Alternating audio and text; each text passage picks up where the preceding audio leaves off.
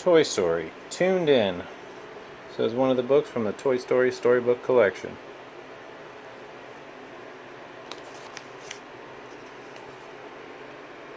Andy's toys were gathered around the TV in Andy's room. They had gotten used to watching TV with Andy when he was homesick for a few days. The set was still pulled up next to the bed, which made it easy for the toys to turn on. "This again," Bo Peep said one afternoon as a superhero show came on. "We watch this every day." "So," said Ham the piggy bank. "He's the defender of the universe. What could be better? I love this show." "Yeah," agreed Rex the dinosaur. He is one superhero." Woody the cowboy doll wasn't impressed, though. "Honestly, I don't know what Andy sees in these shows," he whispered to Buzz Lightyear, the Space Ranger. "Me neither," agreed Buzz. "Call him a superhero? A few Space Rangers with a laser cannon could vaporize that masked man in a nanosecond. No problem." Woody sighed and shook his head. "They just don't make TV shows like they used to," he said. "Shows like what?" asked Buzz. Woody grinned. "Shows like Woody's Roundup, of course." "Oh no," the toys groaned. When Woody got started talking about Woody's Roundup, it was hard to get him to stop. Woody's Roundup was an old show. It had been on TV when Andy's mom was a little girl. Woody had been the star, along with Jessie the cowgirl and good old Bullseye the horse. The show was always fresh in Woody's mind. Sometimes an episode aired on the Western Channel, and Woody made sure to catch it. "Now that was a show, wasn't it?" said Woody to Jessie. "You bet it was," said Jessie. "Yippee-hi-yi-yo." "Remember how it started?" Woody went on. "You bet I do," said Jessie. She took out her lasso and began to twirl it. "Get over here, Bullseye," she called.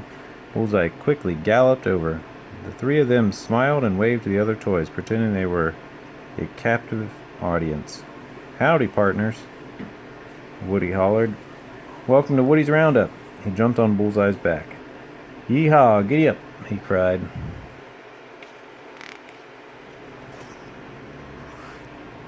While Jessie twirled her lasso and Woody and Bullseye galloped around, Rex picked up the remote control line on Andy's pillow. "I've always wondered how this works," he said as he pressed a button. Suddenly, the channel changed to a real dinosaur show. "Ah!" cried Rex, diving under the covers. "Save me!" he called. Immediately, the Green Army men sprang into action. "Eliminate the enemy," Sarge ordered. "Go, go, go!" One after the other, the soldiers jumped on the remote, and right away the channels began to change. "Oh!" cried one of the little green aliens as the channels flew by in a blur. "Space and time are at last are one!" exclaimed another little green alien. "Perhaps this machine can help us return to our planet," they said all together. They moved closer to the screen. "We come in peace," they told the television. "Aliens do not anger TV." Bo Peep chuckled as she watched the aliens. "They think they can get into the TV," she whispered to Woody. "They're so cute." Buzz walked over to Woody. "Sheriff, I think we need to put an end to this channel surfing," he said. He pointed to the Green Army men who were balancing on the buttons of the remote. Woody agreed. He was growing impatient with the flashing channels. There they are, bouncing on the remote. Or what does it say? It says balancing on the remote. The flipping channels were beginning to drive the other toys crazy too. Sarge, call off the troops," Woody cried out. "I'm going to be sick from all the flashing." "Stand down, soldiers," Sarge commanded. Buzz marched over to the remote control. "I'll take that," he said, and then he turned to the aliens. "I'm sorry to break it to you guys," he told them, "but the TV cannot return you to your planet." The little green aliens looked up at Buzz, thinking he would know how to help them get home. "Oh," the aliens said at the same time. "Oh." "However, the TV can take you to plenty of new places," Buzz continued. He held the remote control and carefully studied the buttons. "I know I saw a show about space somewhere back there," he declared. "All I have to do is figure out how to find it again."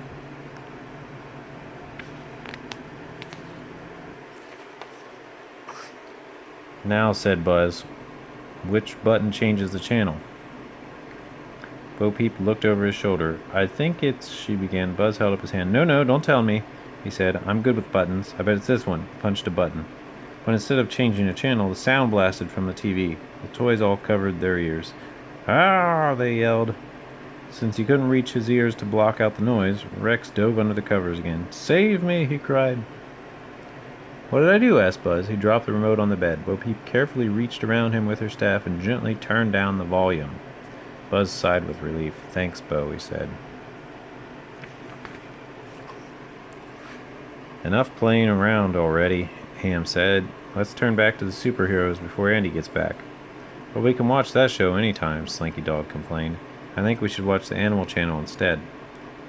This started all the toys thinking about their favorite shows. They couldn't decide what to watch. "I'd like to watch the Fairy Tale Channel," said Bo Peep. "How about the Military Channel?" said Sarge. "Or the Cooking Channel?" said Rex. "Or the Cowboy Channel?" said Jessie. "We can watch a real live rodeo." "Well, I guess there's just one way to decide what to watch," Ham declared. "How?" asked Rex. "Ask the TV?" said the little green aliens. "No," Ham said. "We'll take a vote."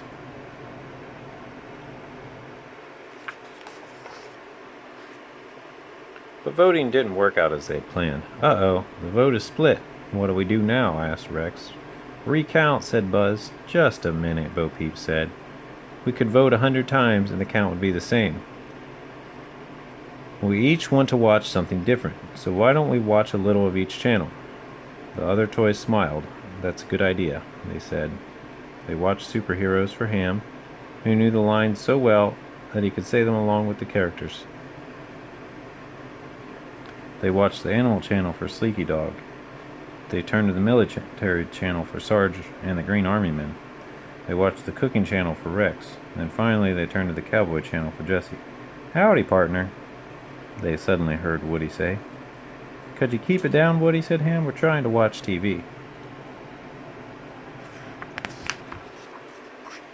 "Huh?" said Woody. "I didn't say anything."